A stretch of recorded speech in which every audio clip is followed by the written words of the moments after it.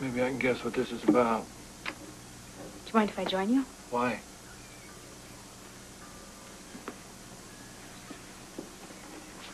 Because I'd like to try to explain. Maybe you should talk to Sonny. He's the guy you tried to entrap. It wasn't like that. You wore a wire, Brenda. You were aiming to turn him in.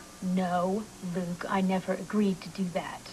Oh, pardon me. Then you agreed to try to get something incriminating on tape. That's much better. You think what I did was dishonest, right? Yes, I do. A betrayal? Of the worst kind. Well, you're right. And from where you're standing, I'm sure that's exactly how this looks. Luke, I am not proud of what I did. And I did not come to the decision lightly. But honesty and respect have to work both ways, and don't you understand I wasn't getting either one of those from Sonny? I'm not moved, Brenda. Oh. Okay, well then I'm sorry I bothered you. I just want to ask you to think about one thing before you start making judgments on me. How would you feel if after everything you've been through with Sonny, after everything you've laid on the line for him, you found out that he'd been looking at you right in the eyes and lying to you from the very first day?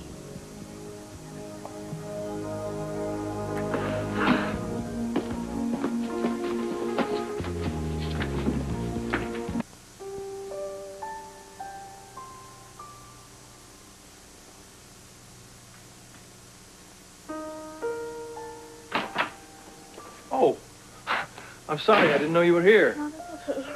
I thought I'd check on Stone since Sonny is out of town. Well, that's nice of you. Actually, he's laying down right now. He doesn't feel very well. But he said he wants to work tonight. Good. Got a lot for him to do. Well, I'll see you later, Robin, okay? Luke, maybe you could tell me something.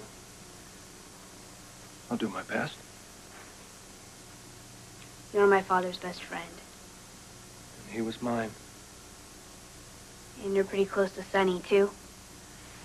I am? Which tells me Sonny must have a lot going for him. What's up, Robin? Stone and I had a fight. Serious? I don't know.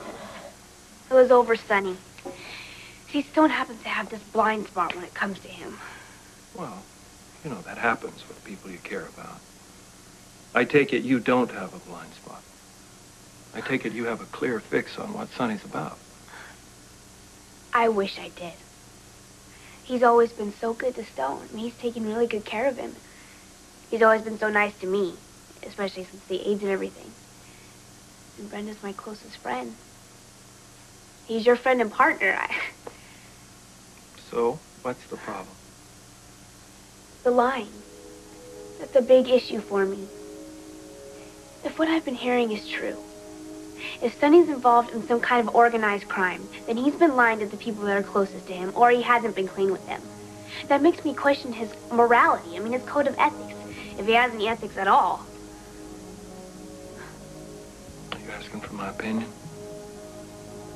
Yes. Please.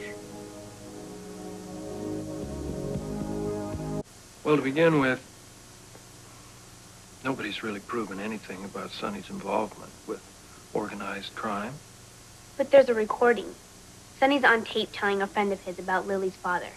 And everyone knows what Rivera's into. From what I've heard, the stuff that Sonny says is pretty incriminating. I don't know what Sonny said. I haven't heard the tape. Have you? No. But it was enough to convince Brenda to wear a wire against him. So it must have been pretty bad. Enough for her to try to entrap the man she claims to love. Now, see, Robin, for me, that's the moral dilemma right there. Look, when it comes to good, bad, morals, ethics, all that stuff, I have a little bit of a problem because it's just not that clear. It's not that clean cut to me. All right, look at how this whole thing started. It started because Ned Ashton got some wild hair about Sonny's connection to his wife, right? And who are the players here? Sonny, one of the most trustworthy men I've ever known. Someone who's loyal to a fault, the people he cares about. It wouldn't surprise me at all to see him lay down his life to protect someone that he loves. And maybe that's what the lying was about. Maybe he was trying to protect Brenda. I understand that. I don't. All right, then let's look at the other side. Ned Ashton, one of Port Charles' biggest liars. And that's not a judgment. I mean, that's a matter of public record. He lied for a long time to the woman he's married to. He's a bigamist. He's a manipulator. And when it comes to business practices, I'm afraid Ned Ashton makes Sonny look pretty clean to me.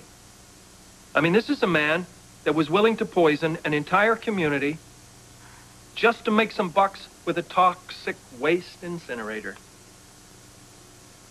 You tell me, who's the bad guy here? There are no good guys and bad guys. That's what my dad used to say. We're all capable of both. You sounded so much like him just now. Well, I hope so.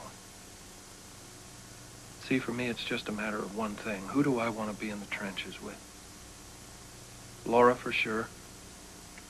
Robert Scorpio, without a doubt. And Sonny Corinthos. Sonny Corinthos, because he's proven himself. We've been there together, and he's proven himself to me. And that's how Stone feels. Well, maybe there's something to it. Does that help? Some. Except for the killing. I mean, I get what you're saying about Ned and everything, but with Sonny, there's an added element. I mean, whoever he is, whatever he's into, people shoot at him. And they shoot at the people around him. I mean, you're a living example of that. Yeah, living. That's the key word. Lucky is the key word. I'm not convinced the shooting's over. God, this is starting to sound familiar. Look, I've been there. I know what it's like to be involved with the mob. I grew up knowing. If Sonny's in danger, that means everyone else around him is too. Including Stone. Don't you see he's fighting for his life right now? I don't want him to lose it just because he happens to be a friend of Sonny's. And why do you assume that Stone's life is in danger? Look what happened to Duke, my stepfather. Duke Lavery. Duke Lavery, yeah, I heard of him. I never met him. That's too bad. You would have liked him. When he was in deep with the mob. He wanted out for my mom's sake. I mean, he even made deals with the feds. They turned state evidence, and they put us all in the witness protection program. He was willing to do that. And my mom was willing to do that, too. Just because she loved him that much. Even though it meant leaving her whole life behind. How did that sit with you? Well, they gave me a choice. Either go with my mom and Duke, or stay with my father. That's a terrible choice for a little girl to have to make. But my father knew how much I loved him. And I belonged with my mother. So we made all the arrangements. And then it was time to happen. Except it never did. My mom and I were under the protection of my Uncle Sean and my dad. And we all went to the place where we were supposed to meet Duke. It was this old warehouse. We saw him run inside. Someone had told him that my mom was already in there. And the place just exploded right in front of us. Just like that.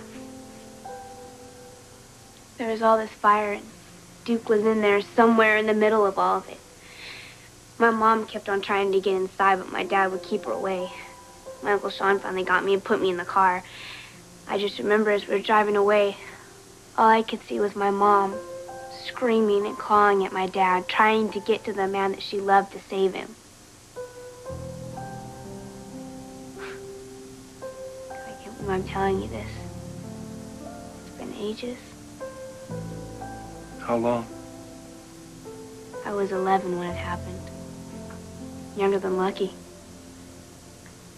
Just because I was young Don't think I don't remember every horrible second of it. I'm sorry, Robin. So am I.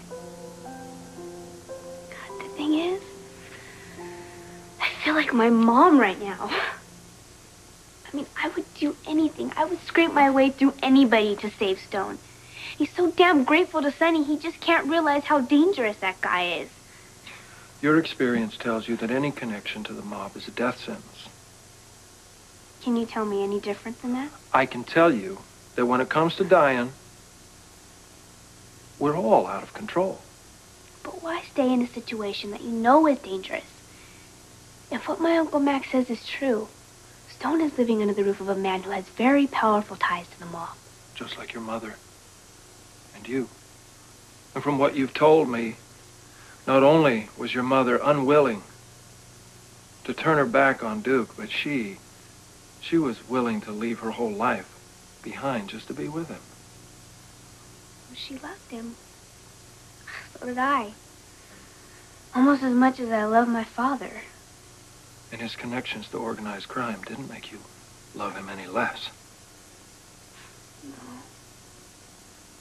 See, when love is that strong, even the threat of death doesn't break the bond. There's no threat here. Stone is dying. I'm just trying to make sure it's later rather than sooner. And in the meantime, the two of you are fighting. Robin, you're just wasting precious time. Listen. You know, nobody could make your mom turn her back on Duke. And nobody can make Stone turn his back on Sonny.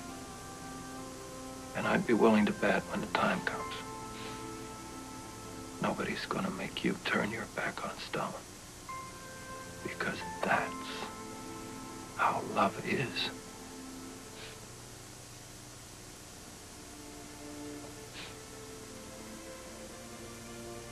It goes on the queen, and then we flip over for a 10, and shoot. Solitaire like roulette, my boy, gives lousy odds. Gin is the game. Gin, huh? Oh, you're on. How about a penny a point? Ooh, foolish child. I got about $12 burning a hole in my pocket. Man. Let's go. Deal, huh? Yeah. Where's little mama?